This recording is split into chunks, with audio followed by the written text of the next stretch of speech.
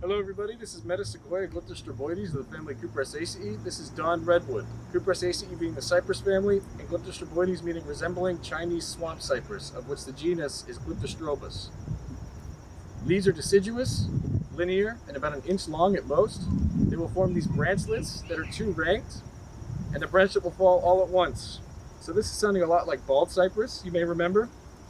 However, an important distinction to note is that the leaves on the branchlet, this is not a compound leaf, the leaves on the branchlet are opposite from one another, and along the twig itself, they're also opposite. So that is the biggest characteristic to differentiate this, from bald cypress.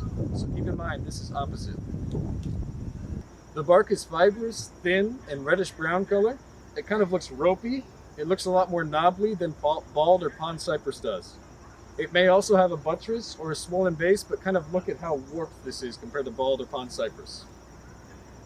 This will also not form those knees that bald or pond cypress will form. So that is another good characteristic, whether or not it's in a wet area or a dry area, because this is almost pretty much always landscaped. The cone has a peltate scale, meaning shield-shaped.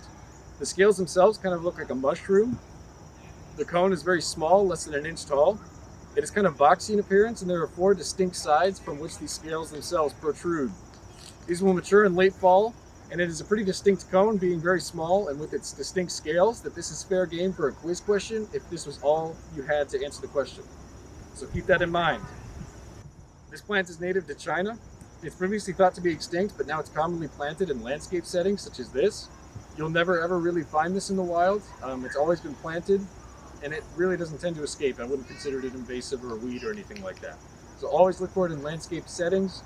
You'll never find it with the knees, and remember the opposite leaves and the opposite branchlets along the twig. So this has been Metasequoia glyptostroboides of the family Cupressaceae. This is dawn-redwood.